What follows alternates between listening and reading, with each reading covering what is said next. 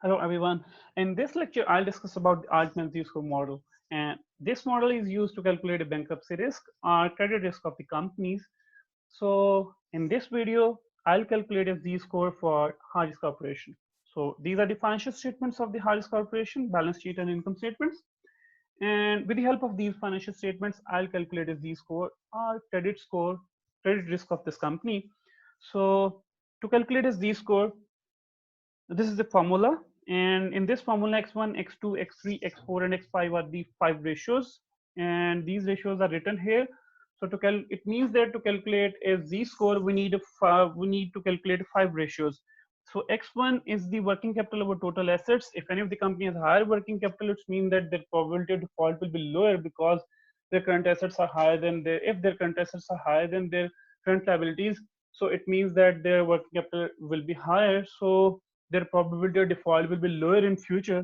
So this is first ratio, and second ratio is the retained earning over total assets. So if any of the company has a high retained earnings, so it is the possibility that they will be able to pay their obligations in future, and their probability of default will be lower if any of the company has a high retained earnings. Third is the EBIT, earning before interest and taxes, or operating income over total assets. EBIT over total assets or operating income over total assets. So if any of the company has higher operating income, so it also shows that this company has a higher ability to pay their obligations in future, and their probability of default will be lower. And fourth ratio is the market value of equity over total liabilities. So, and we can calculate a market value by using this formula, and the formula of the market value of equity is if we multiply market price per share to the outstanding shares. That's how we can calculate a market value of the equity. If any of the company has a high market value of equity, then it also shows that the probability of default will be low.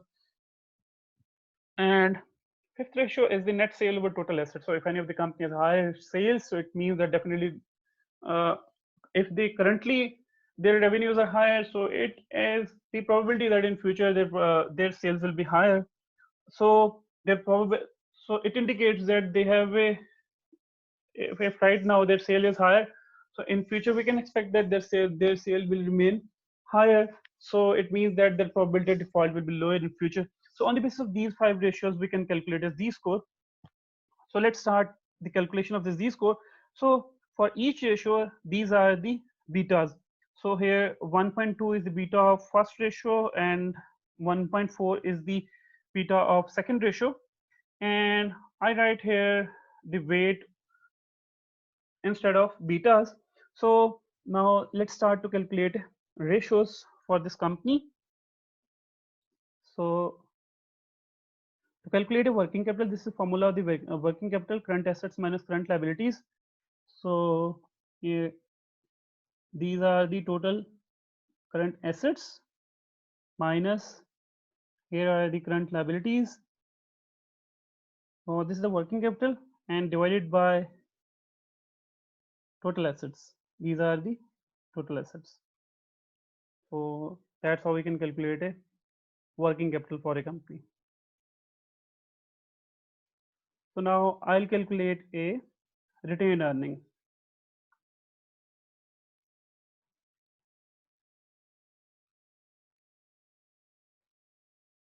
Okay, retained earning over total assets. So here, this is the retained earning over total assets. And third ratio is EBIT over total assets. So this is the amount of EBIT divided by total assets. And the fourth is the market value of equity. So first of all, we need to calculate a market value of equity. And the formula of market value of equity is market price per share multiplied by outstanding shares. So here, this is the market price per share, which is 12. So 12 multiplied by, and these are the number of shares of common stock, 2020 outstanding shares. So multiply these both. That's how we can calculate a market value of equity. Now divided by total liabilities. And we can calculate a total liabilities by total current liabilities plus total long-term liabilities. So sum of current liabilities and long-term liabilities is equal to the total liabilities. That's how we can calculate it. Market value of equity over total liabilities. Now the last ratio is net sale over total assets. So sales over total assets.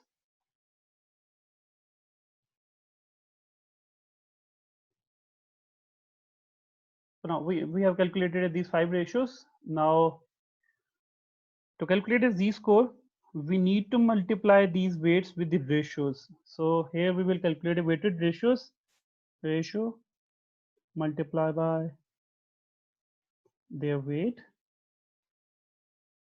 and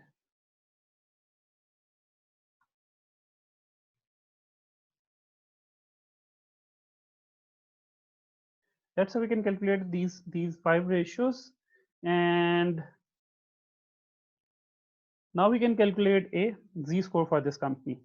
So basically z-score is the sum of all these weighted ratios. So now we will take a sum of